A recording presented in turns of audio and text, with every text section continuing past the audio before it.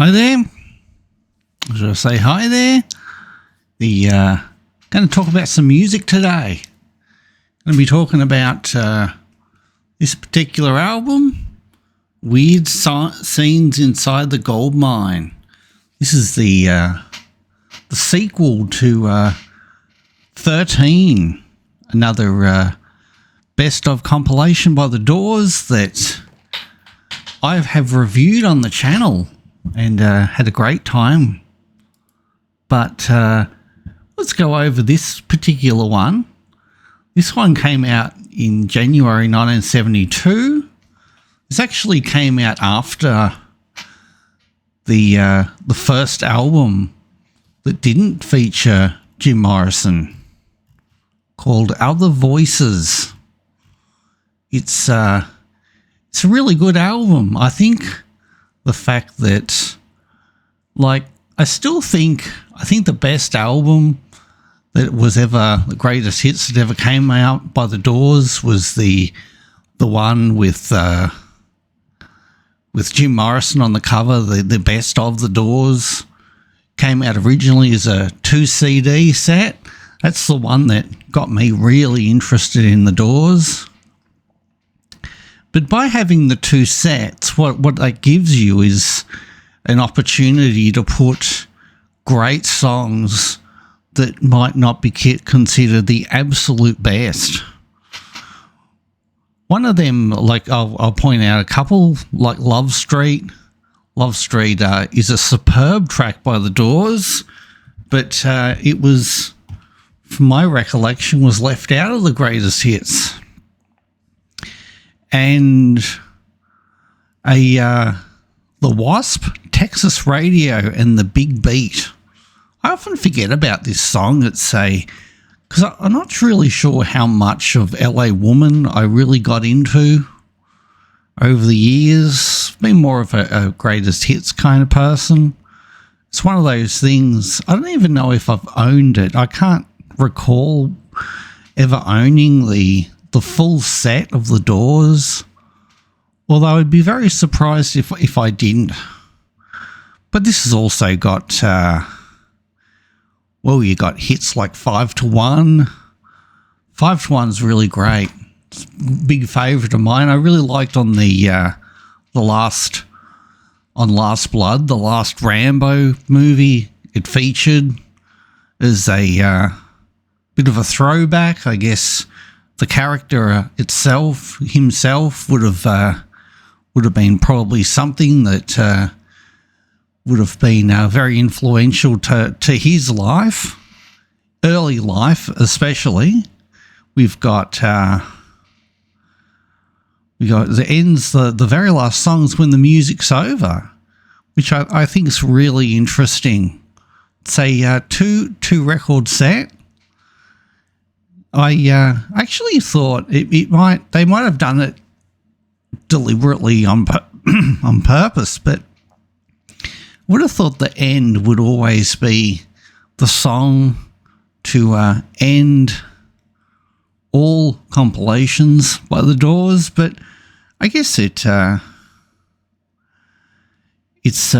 good way to mix things up, because you can practically have it in any order. It's just really good. I quite like it. We have Spanish Caravan and Strange Days. I consider the album Strange Days to be their best album. I used to listen to that quite a bit back in the day.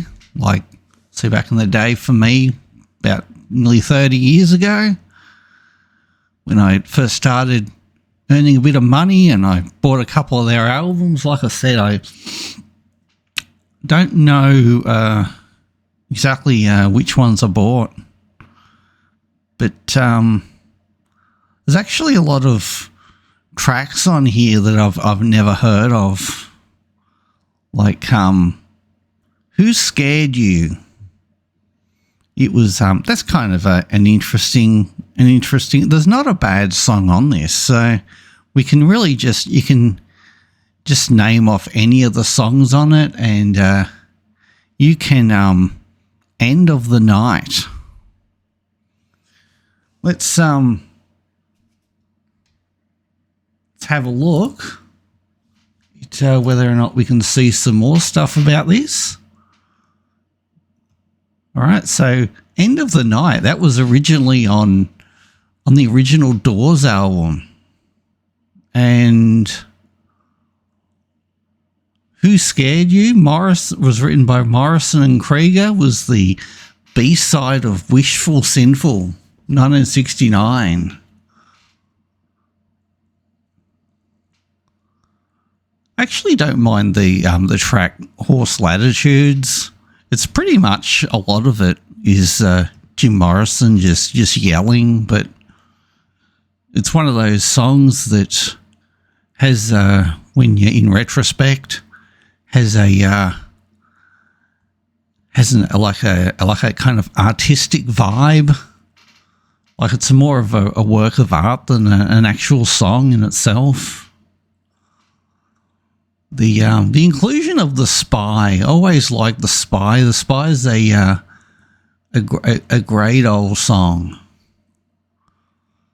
Includes the song Ship of Fools, so a song that I'm very familiar with, but it's one of those songs that I haven't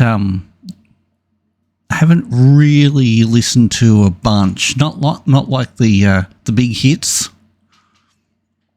But yeah, we've got a really solid double record set here, which I would highly recommend. Let's have a look again, and let's have a look. May as well have a look at the back while we're at it.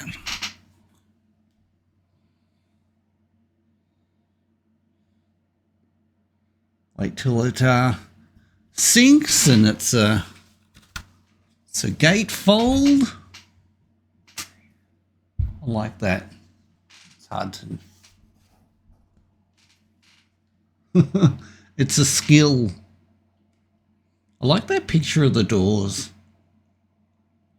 It's kind of reminiscent to the, them popping out of the dark. It's kind of reminiscent to the Beatles, with the Beatles and Meet the Beatles.